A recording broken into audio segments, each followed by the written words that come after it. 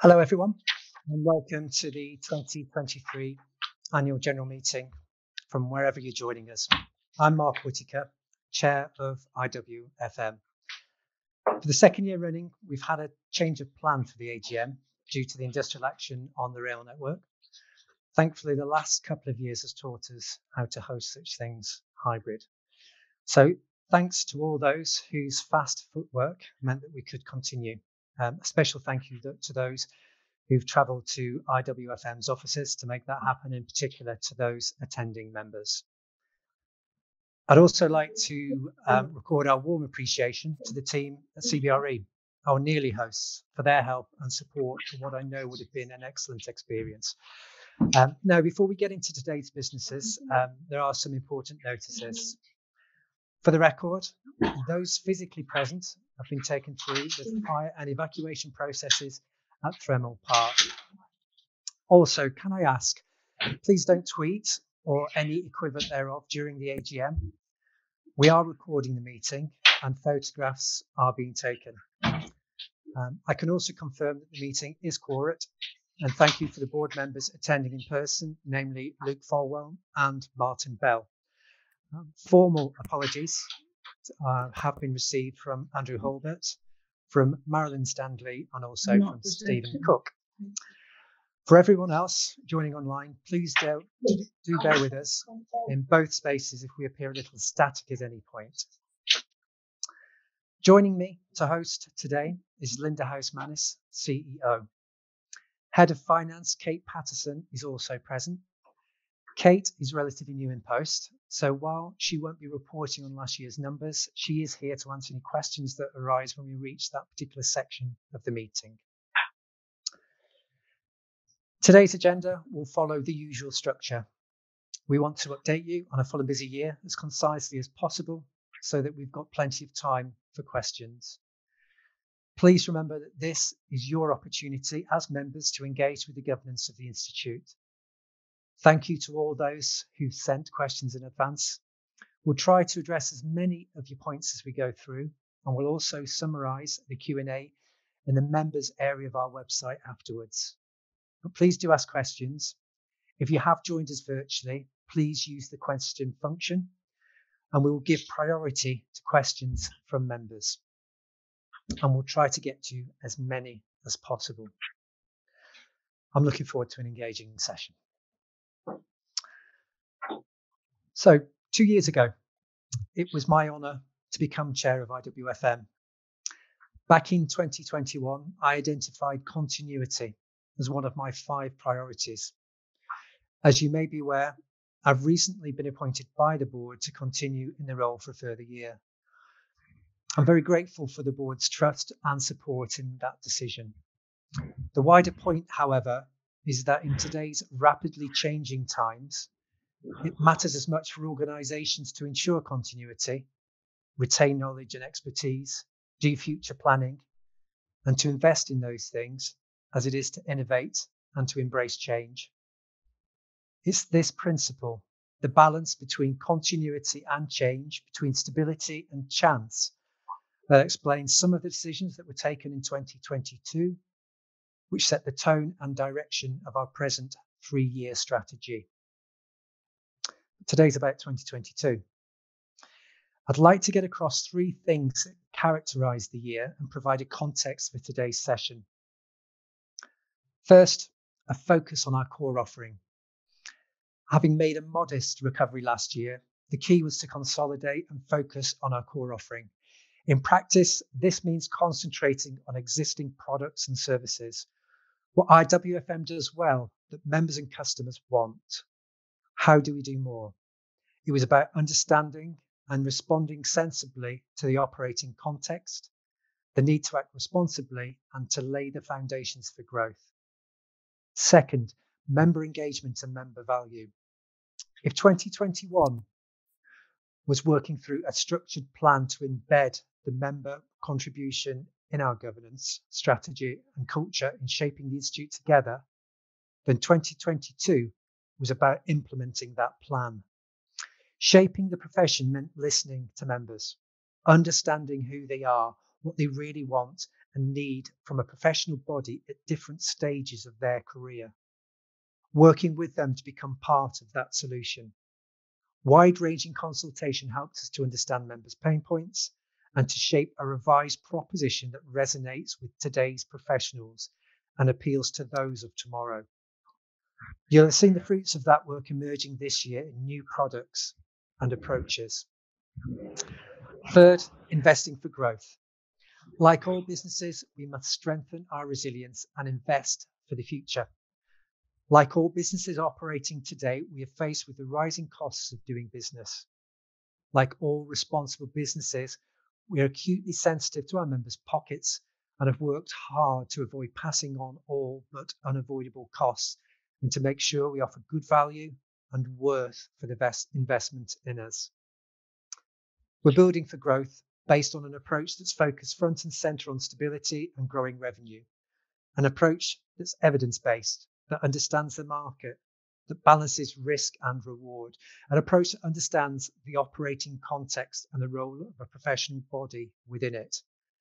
To this end, we began to shape our plan based on 4 things that IWFM is to the market. First, a membership body. Second, a set of standards setting the framework for professional qualifications. Third, a business enabler, a confident and competent business partner for organisations whose strategic objectives we can help to support. And fourth, a thought leader. It's become a bit of a cliche these days to describe any year as turbulent. However, in 2022, the UK saw 1 change of monarch, 2 changes of Prime Minister, 3 changes of Chancellor. It also saw the start of a war in Europe for the first time in a generation. Rising energy prices stoked inflation to a level not experienced for 50 years, and interest rates reached their highest in 15 years. No surprise then that concern about the UK economy and the cost of living was front of mind for everybody. Our market outlook looked at a sector holding fast in force 8 gales, demanding that organisations continue to steer a careful course in 2023, when things could get a lot tougher. A significant segment of organisations expect to increase investment and lay the foundations for future growth in the coming year is promising. FM service providers and micro businesses were the most optimistic. Public sector client-side organisations were less so. Late payment emerged as a serious problem, cited by 2/3 of respondents this year, a doubling in 12 months, more acutely impacting small firms, in fact 9 out of 10 of them. The aftermath of COVID still affects the market, affecting mental health and well-being, with ongoing impacts on workplace strategies and a knock-on to recruitment practices. And concern about skills still dominates, the lack of them continuing to hinder service delivery and innovation. Despite the expected market weakening, a number of catalysts can bring positive effects and opportunities. New legislation, particularly in relation to health and safety, the growing urgency of managing energy efficiency and meeting sustainability goals, the widespread rethinking by businesses of how they organise their spaces, including the opportunities from technology and data management, the promise of progress in equity, diversity and inclusion, a theme that shows sustained commitment by FM organisations, and one that is absolutely crucial to the sector's future. Recognition in the UK's first ever facilities management strategy, supported by us, that FMs need to be, and I quote, equipped with effective skills and capabilities and effective standards. This should tell every workplace and facilities professional that belonging to IWFM, the industry's standard setter, is essential, not discretionary. We grew total income by just under 5%, the highest since 2019. This was tracking higher than growth in the UK economy as a whole, which was just over 4%. Non-membership income continued to recover to its highest level since before 2016. Membership income did fall back last year, reflecting the long tail of the pandemic, but thanks to member loyalty at over 80%, numbers fell less than in previous years. This is not unusual in the present market conditions, nor is it a cause to be complacent. But given the energy that has gone into the new strategy and our trend data, I believe there is room for cautious optimism. We made a profit before depreciation of £187,000. IWFM is a business that believes in investment, and it's important to understand that while it continues to invest in and maintain capital assets, it will continue to have depreciation costs. In line with prudent business practice, we keep the useful economic life of those assets, many of them best in class, under review. I wanted to set out the operating context because it has been given a massive headwind. The economic challenges we've experienced have put pressures on all areas. Moreover, recording a loss is not easy and is never good. But I don't want anybody here or outside to think that we've got our heads in the sand. Far from it. As the board chair, I can tell you that the board takes very seriously its duty to scrutinise both the financial and strategic performance of the Institute at quarterly meetings and to hold the executive to account. The accounts are scrutinised regularly by the board's Audit and Risk Committee, which oversees finance policy and practice, including its position on reserves. An extraordinary finance committee was established in 2020 and is chaired by the recent global president of the Chartered Institute of Management Accountants and continues to meet monthly to scrutinise financial performance. I'm confident that the financial position of the Institute and confident that the investment and progress IWFM continues to make is building value for members and society. The board is fully engaged in the process, fully signed up to the policies and procedures that govern it, including a 2022 new capital reserves policy. The Institute had to make necessary investments in 2022 to build for the future, for stronger governance, for consistency, for risk management. We've had it externally validated that we're more evolved governance structure than some other professional institutions. We've worked hard for, invested in that, and we won't let that slide. But I do want to be clear. I know a number of you have asked about it, and that we hold that vision that one day workplace and facilities management would be a chartered profession. The Institute still holds that vision. Everything that we do towards meeting the criteria to go for that status, but is not an end in itself. And there isn't any shortcut to it either. We have a robust, evidence-based strategy. We have a clear purpose. We are building an engaged community. The strategy for 2023 to 2025 is focused on enhancing member value and supporting the profession in seizing the critical opportunity to realise its potential, to drive strategic outcomes in organisations. I'm a passionate believer in the power of bringing people and ideas together, and will remain committed to that for the remainder of my tenure as I support and uphold the Institute's values. I'm now going to hand over to CEO Linda House-Mannis for the business update. Thank you very much, Mark, and good afternoon or good morning or good evening from wherever you may be in the world, and a very warm welcome to everyone. If I had to summarise 2022 in 3 words, they would be collaboration, consolidation and investment. And I will start by expressing firstly my immense gratitude to the many, many members and volunteers who have supported our critical work to reimagine what a modern professional body looks like in the post-pandemic era. Thank you all for giving us your time and your expertise and views in shaping the Institute together.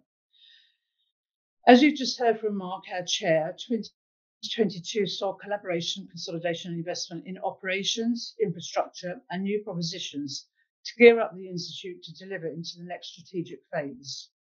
A strengthened executive team brings the right talent and expertise to meet this task.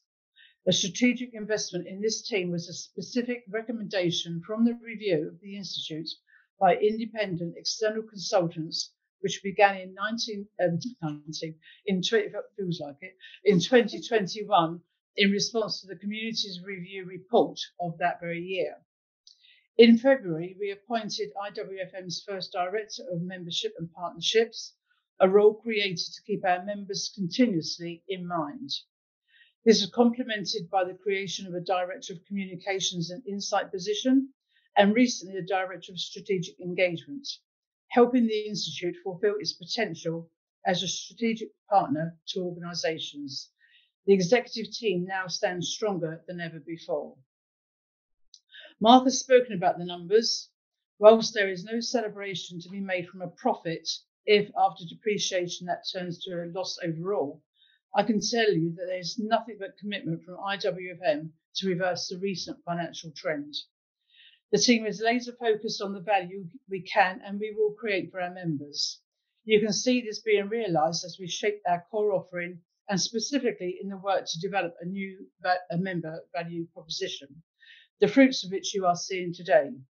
The new mentoring scheme we're about to launch, for example, has been warmly and enthusiastically received and more is coming.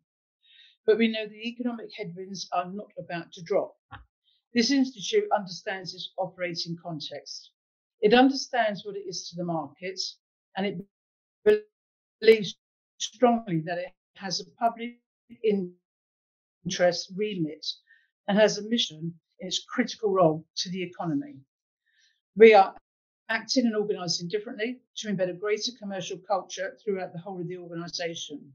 And there are reasons to be cautiously optimistic, even into unremitting winds.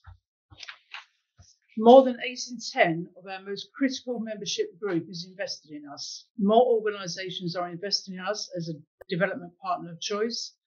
This matters both for IWFM's long-term ambition for chartership and the bottom line. Member acquisition is recovering. 750 learners in 2022 were awarded an IWFM regulated qualification. More than a dozen organisations partnered with us, including major brands such as Microsoft and Dyson. These partnerships, together with our expert volunteers, contributed to 53 new resources produced from members in 2022, an increase on the 50 that we produced in 2021, and every one of them free to our members, and we consider that is delivering value.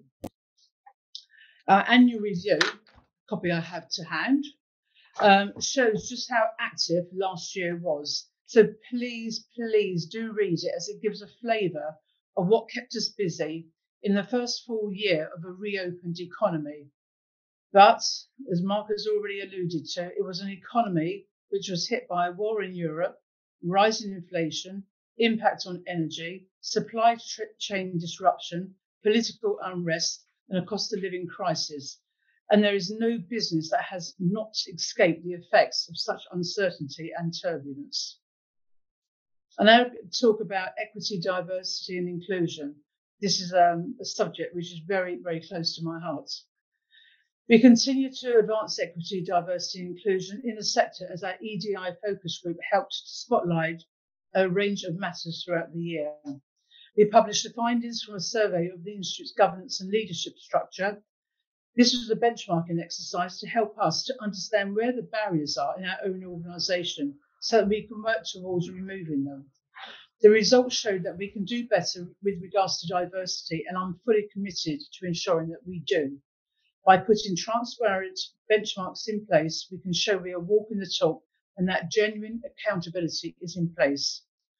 Also, last year, we invested in the opportunity to collaborate with several chartered bodies in gold standard research to understand across the professions the barriers, what their barriers are to entry, and where biases exist. And we look forward to being able to present those findings to our members later on in the autumn of this year.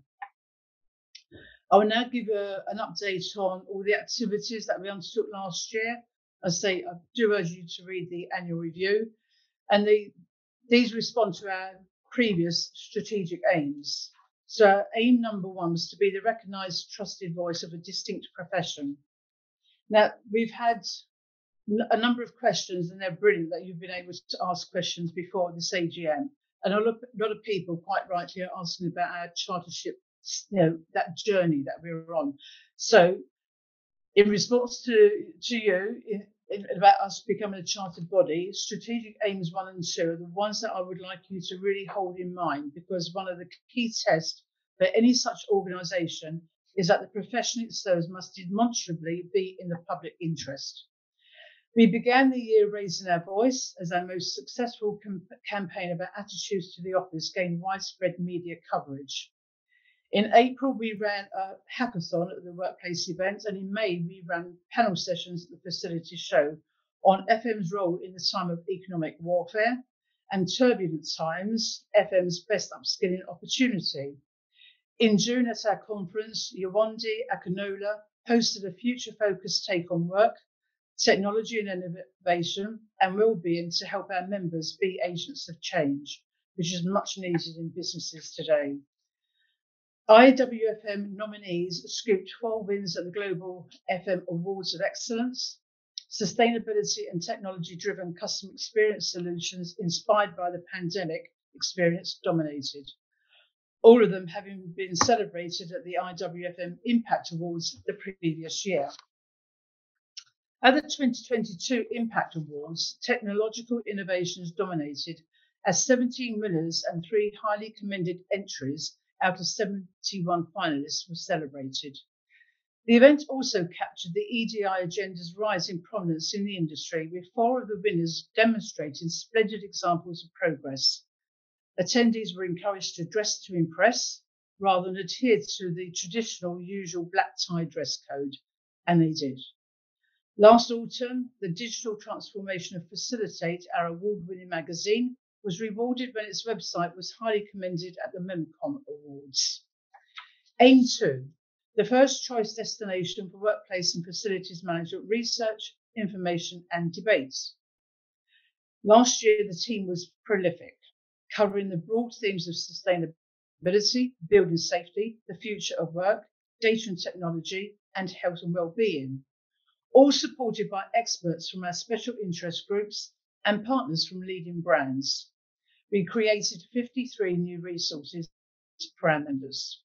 From our well-received fire safety management good practice guide, supported by Plan Radar, to leading research on the key considerations for developing a future-facing workplace strategy with Miller Knoll, we had it covered.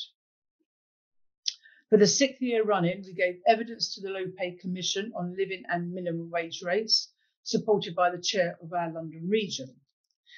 The Institute gained a new special interest group as the Customer Experience Working Group's work was recognised. And the Procurement SIG added contract management to its title, reflecting a wider focus.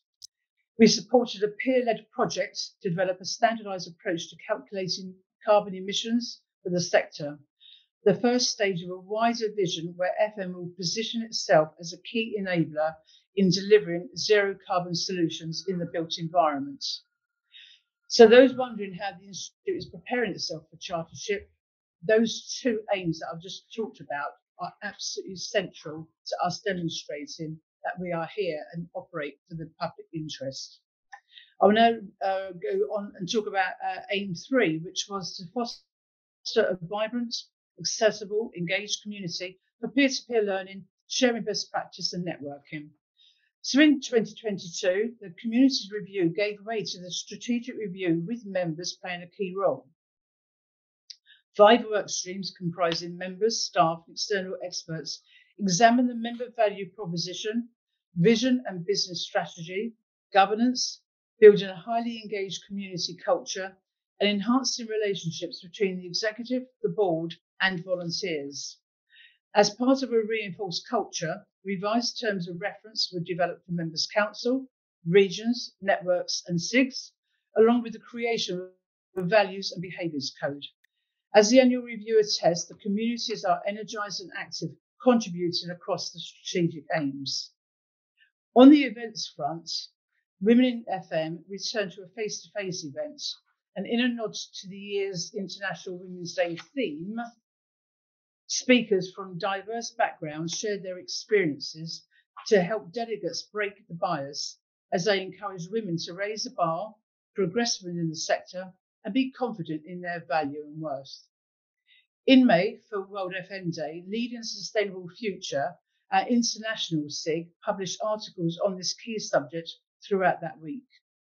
The London region went back to the future with an interactive conference which explored what was happening in the industry 30 years ago, how the profession has since developed, and explored the latest trends.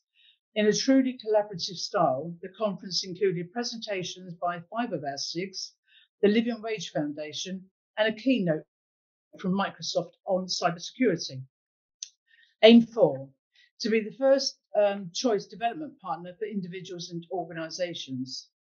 As a standard setter for workplace and facilities management profession, it is critical that we regularly review the professional standards. During the year, we were supported by expert stakeholders from our professional community as we updated the standards to broaden the requirements and raise competence in building safety, sustainability, and technology. 2022 saw 1,638 learner registrations and awarded 755 qualifications. We recognised 2 new recognised centres. The Adult College of Barking and Dagenham was approved to deliver our Level 2 qualifications, and Mercury Training Services approved to deliver our qualifications at both Levels 2 and 3, and we wish them luck in their delivery. IWFM Academy continued to help the profession upskill by providing 31 different courses throughout the year, utilising all 3 delivery modes, face-to-face, virtual, and online. But let's now look, what are our aspirations and priorities for 2023?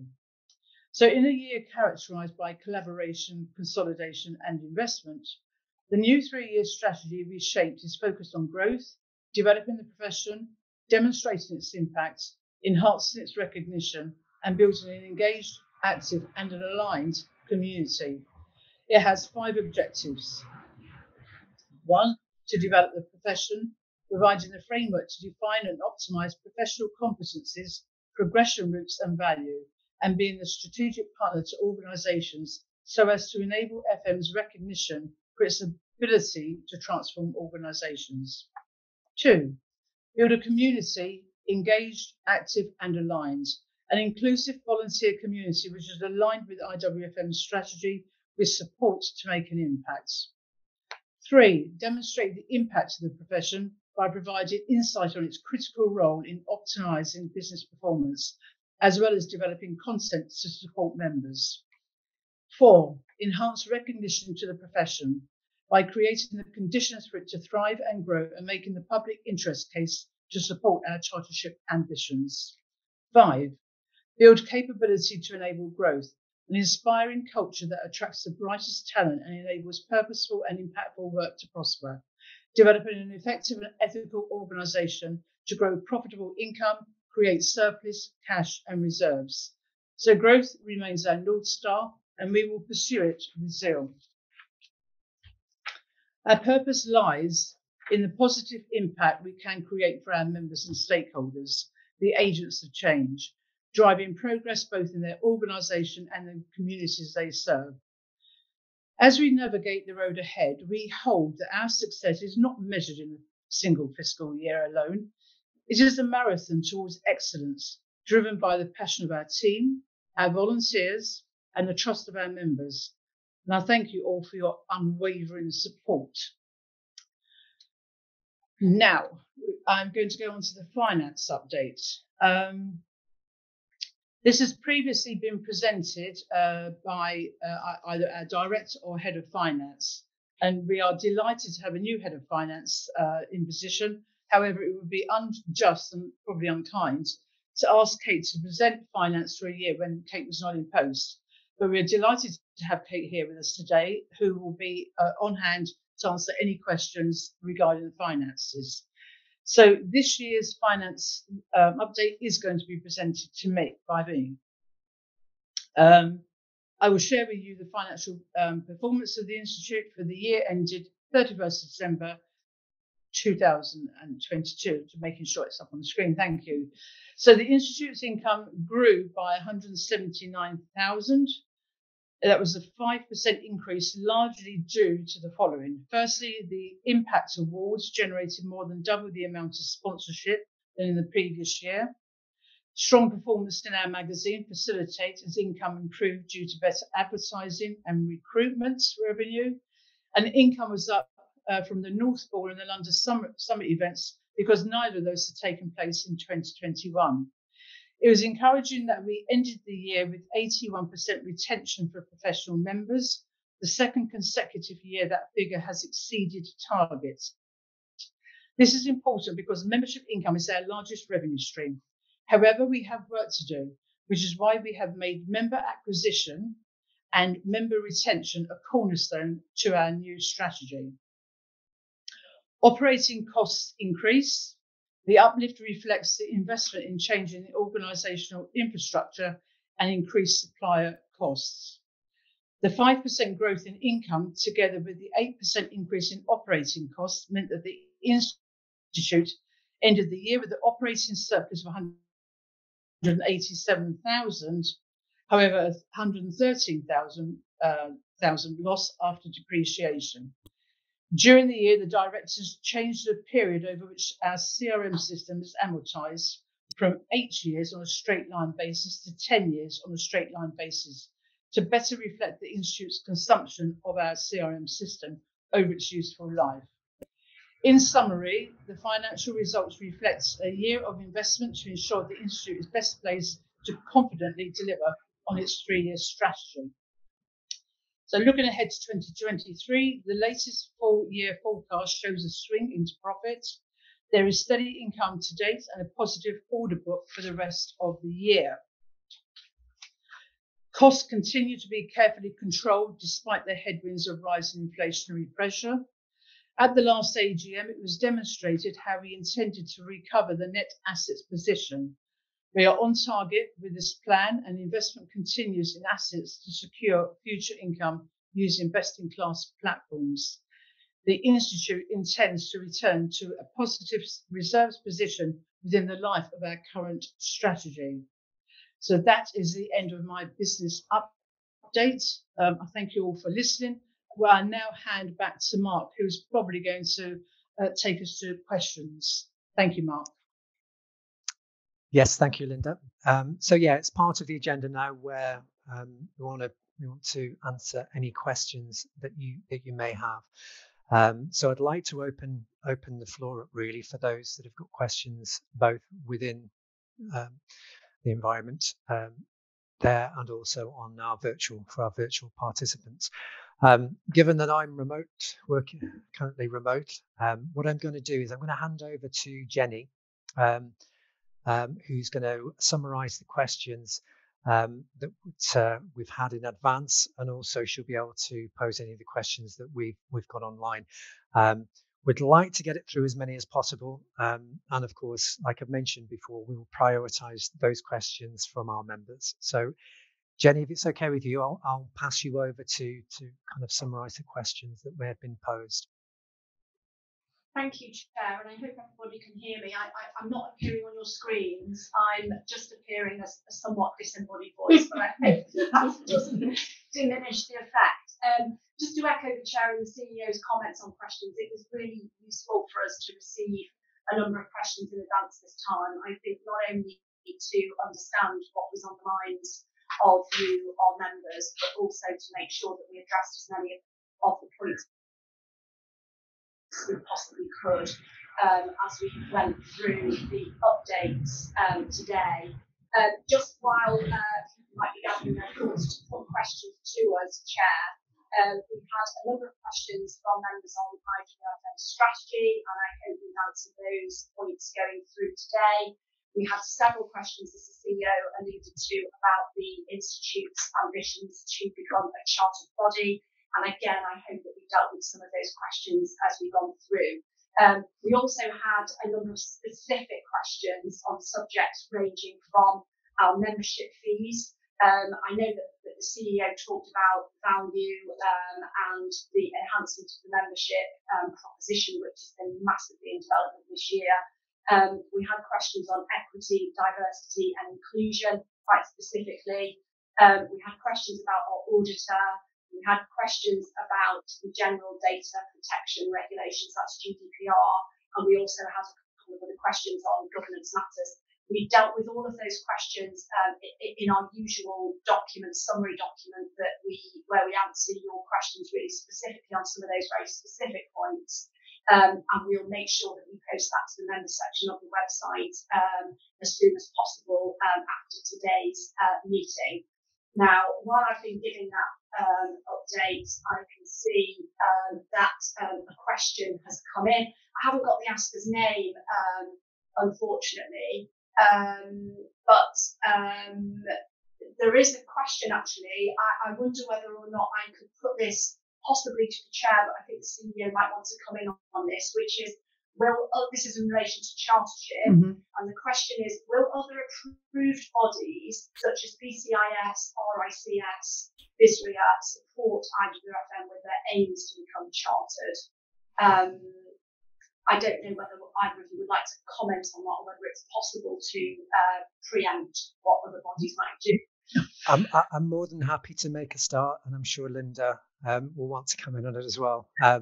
The question is absolutely right. We need the support of other chartered bodies to support our application, and certainly from that initial advice that we received from Privy Council, it was very much that we've got to kind of get workplace and facilities management profile there, but also work with existing chartered bodies.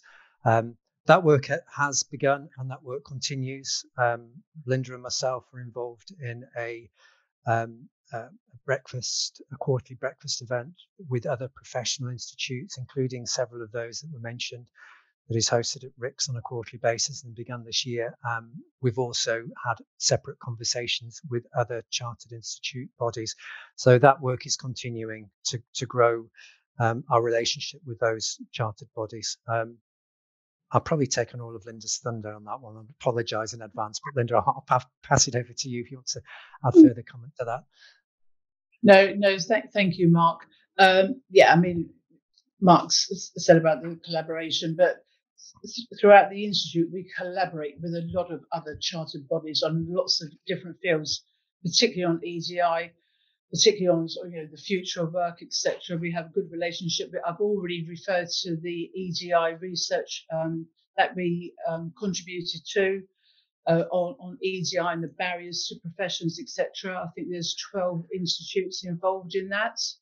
I, as CEO, sit on CEO summits, and probably I therefore sit with probably in the region of over 50 chartered bodies. So we have a very, very good relationship. You're absolutely right. We would need to garner support from our members. Would have to go to a member for us to vote to approve us to put in an application to Privy Council. But we also have to have the support of other chartered bodies and also major employers in the sector. Thank you very much. Thank you, both of you. I've got one more question come in, again, anonymously posted. Will IWFM going forward look into financial support for members who are unemployed, earning low salaries, and cannot perhaps afford the online classroom one-day courses, for example? I know for a fact that the Institute has always supported people who are financially challenged, etc. So I know that we have certainly in the pandemic years, etc.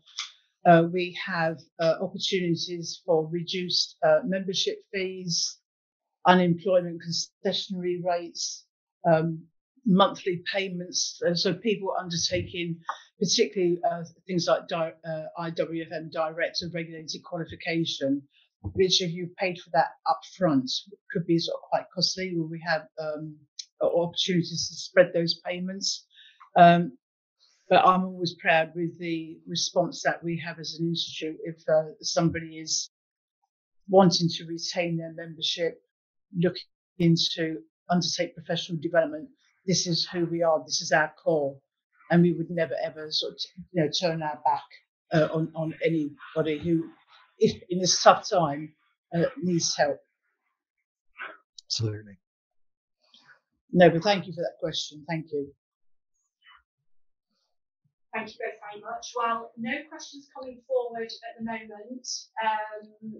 I think we should probably, unless anybody wants to come in, I think we should probably move forward. Okay. Yeah. No, thank you. Thank you. Thank you, Jenny. Over to you. Thank you. Yeah. Thank you, Jenny. And just to reiterate, the responses to the questions that have been raised in advance of the AGM will be on the members section of the website as well. So thank you for everyone that's kind of contributed to those questions. So we now move on to the resolutions part of the AGM, which is the resolution voting. So we've been running a fully hybrid AGM for the last few years. So it's great to be able to welcome both face-to-face and virtual audiences. As always, those eligible to vote will either have already voted online or will have been sent a link to the meeting and you'll be able to vote shortly. As you know, only those members with a grade of membership of member or above are eligible to vote on resolutions, which I'm going to talk through as they appear.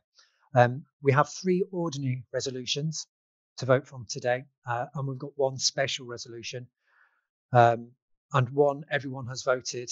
The total combined results will then be shown. Sorry, once everyone's voted, the total results are going to be shown on the screen and are validated by our independent scrutineers, UK Engaged. So if you can, please open the voting, UK Engage, and we can make a start.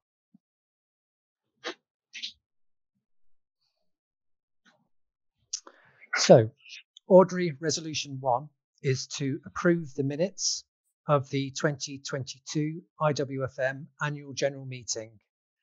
Do you approve the minutes? If you haven't voted, please could you vote now?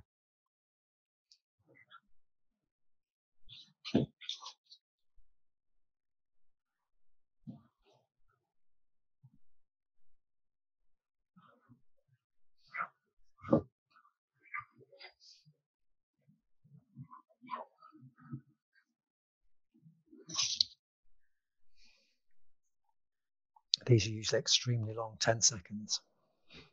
You're controlling it, Mark, so you can close it after 10 seconds. Okay, yep, so I'll close the voting now. Thank you for voting. And I'm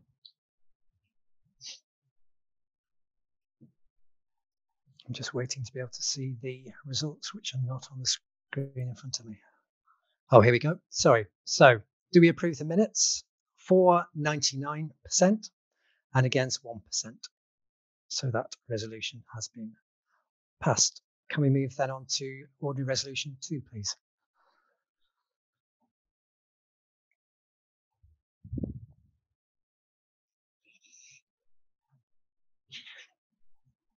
Okay. So ordinary resolution 2 is to receive the report of the board and the audited accounts for the year ending the 31st of December 2022. Do you approve the audited accounts for 2022? So I'm going to open the voting now, and I will give you a shout in 10 seconds for the voting to be closed.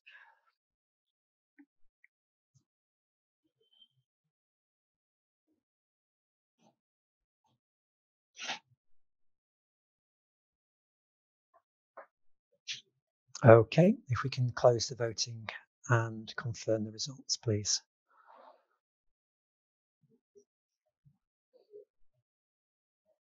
Okay, so to recap, to receive the report of the board and the audited accounts for the year ending the 31st of December 2022, do you approve the audited accounts for 2022?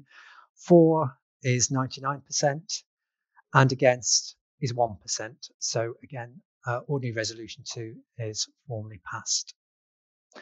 Can we move on to the next resolution, please?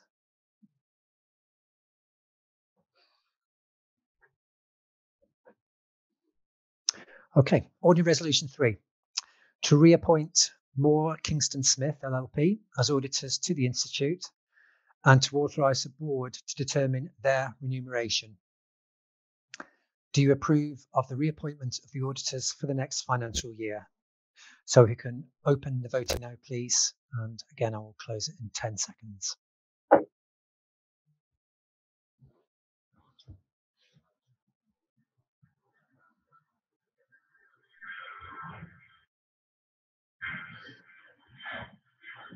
Okay, if we can close the voting, please, and confirm the results.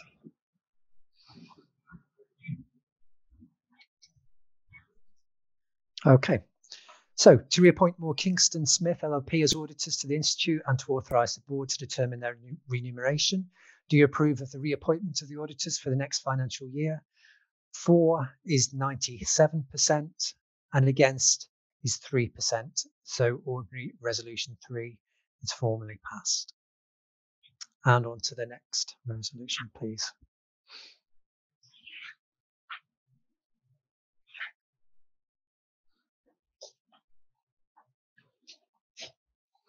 Okay, special resolution 1. As a special business to consider, and if thought fit to pass, the following resolution, which will be proposed as a special resolution. That the regulations contained in the printed document marked A, submitted to this meeting, and for the purposes of identification signed by the Secretary, hereof be approved and adopted as the Articles of Association of the company in substitution for and to the exclusion of all the existing articles thereof.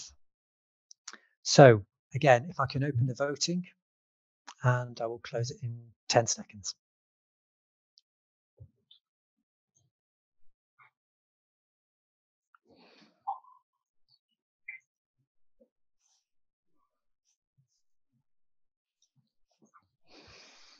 Okay, if we can close the voting there, please.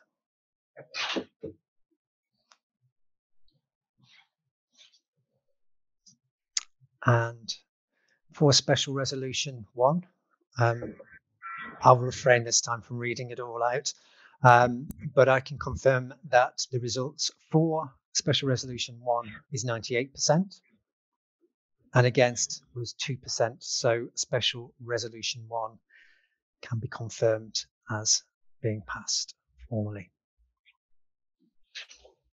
Thank you very much.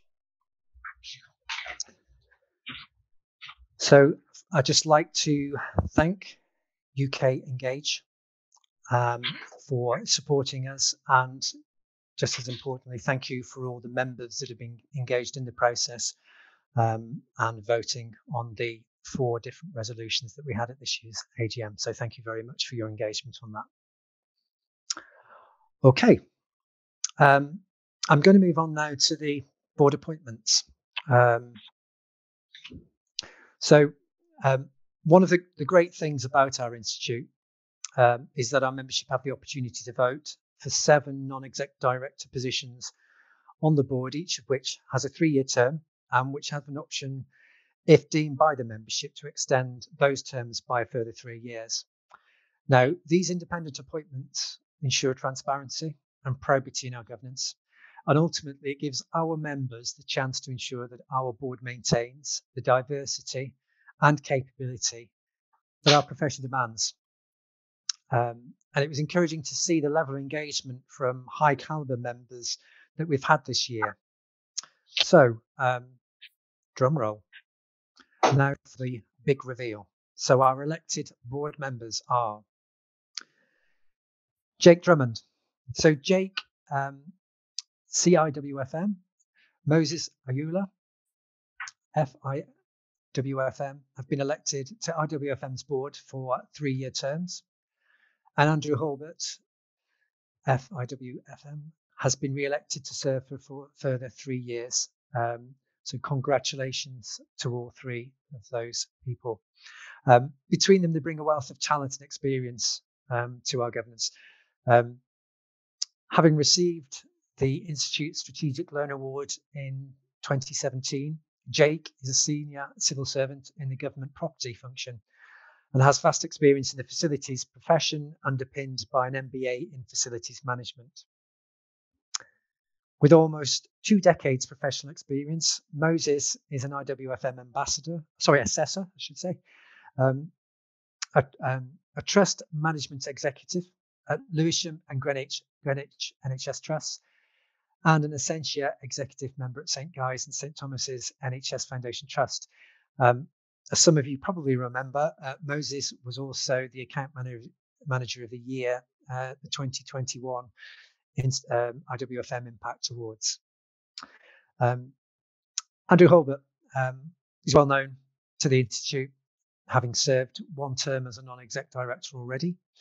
And we look forward to him continuing his avowed focus on equity, diversity and inclusion in particular, but also financial robustness and the development of future leaders in the professions. So again, congratulations to all 3 successful candidates, and formally look forward to working with them on the IWFM board in the years to come. So thank you.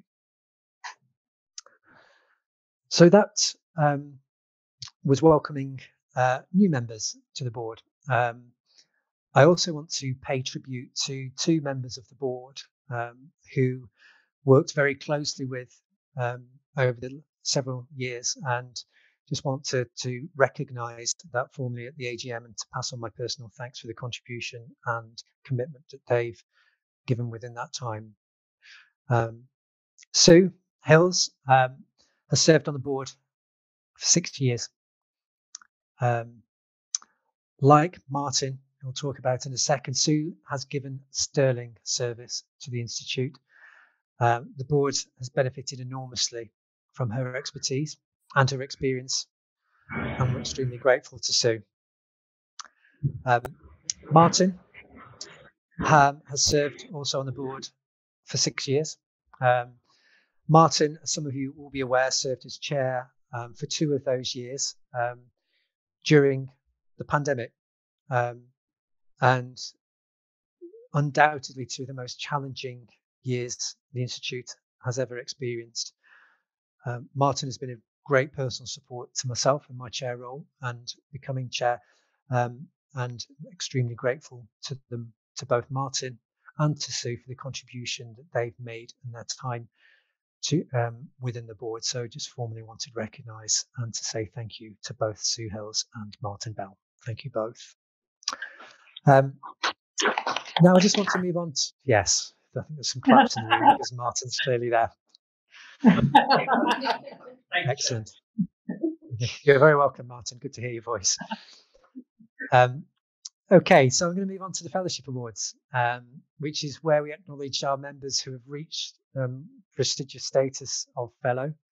I'm delighted that some of these names on the list are people that I personally have come across directly during my time, both within the region and also within my central role within the Institute in recent years. So, in alphabetical order, I'm going to read our new Fellows of the Institute.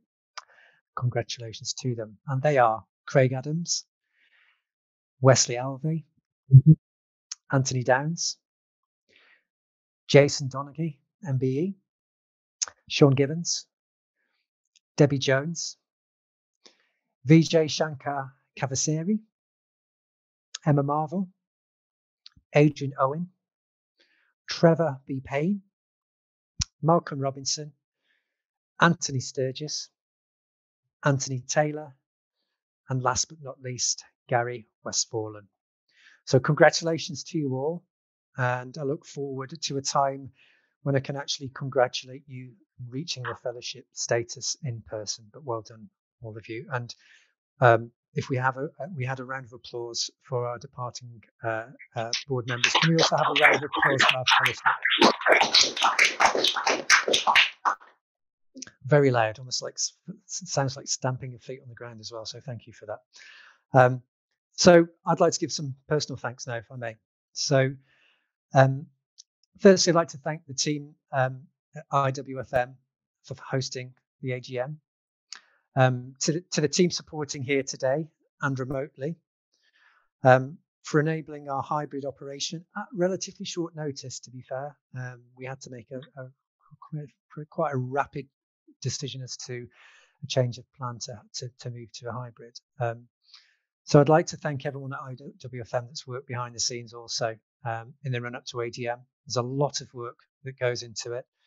And of course, also like to thank UK Engage to ensure that everything has gone absolutely so smoothly. So thank you very much to you. I'd also like to thank you again to all our volunteers, including those excellent judges who support the ever-increasing successful awards that we have. It's your support that we depend so much on. It's never taken for granted and is really appreciated. I also want to support our sponsors and partners of the Institute because their valuable support also enables so much of the important work to happen. And again, I just wanted to formally acknowledge that. I also want to thank as well my fellow board members who set the highest benchmark in our strategic operation and are committed to their roles and give so much back to the Institute. And I'm really, really grateful to every single member of the board for that. But that brings an end to my thanks, but also brings a formal close to the proceedings. On behalf of Linda and myself and everybody at IWFM, I'd like to thank you for joining us today. Thank you for everyone that's asked the questions. And as I mentioned before, we'll post the answers in the members section on the website. And we'll get to any that we may have not been able to answer in this particular session, but I think we've kind of to do those within those that have been and already, but certainly it'll be on the members website. So thank you, everybody. Mark, Stay safe. Mark, yes, Linda. Mark, yes. Yep. I'm really sorry. I know this is unprecedented for me Go to on, interrupt. For me to interrupt you. You interrupt away. I just want to actually give personal thanks, but IWFM thanks, because I have somebody sitting opposite me in the frame of Donna Duckworth, our company secretary, and this will be Donna's last AGM. It is obviously public knowledge that Donna's decided after sort of 10 years to leave the Institute to spend much valued time with her beloved husband, Fred. And the reason why I want to sort of because your role in supporting me as CEO by stepping into this company secretarial role is not to be taken for granted. You have been an absolute stalwart. You've been a solid rock to this institute. Every single volunteer that has worked with you has said so. The judges, the volunteer community, etc., your team members. So I personally thank you, and I wish you every success going forward. Thank you.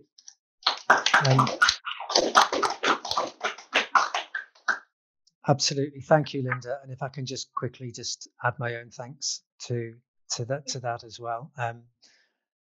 Donna's probably, I can't see the camera, but Donna's probably blushing from this. But from a personal point of view, Donna has been instrumental in doing so much things behind the scenes that people don't necessarily see, but perhaps even take for granted. But it's absolutely, utterly essential because there are so many important things that happen, whether it be the awards, whether it be organising the AGM, whether it be getting the board meetings arranged and all the papers ready for scrutiny by the board, the accurate minuting of those meetings, the several committees that we have.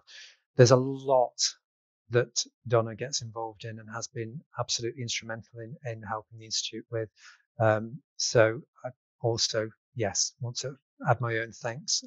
She's made my role as chair a lot easier in being able to have our conversations and to get things done and working collaboratively together. And she's been a really, really important person within my own journey with the Institute. So I just want to also put that on record. So thank you, Donna.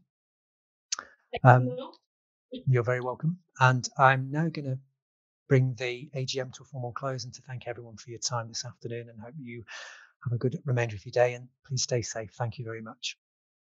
Thank you, Mark. Bye. Bye-bye.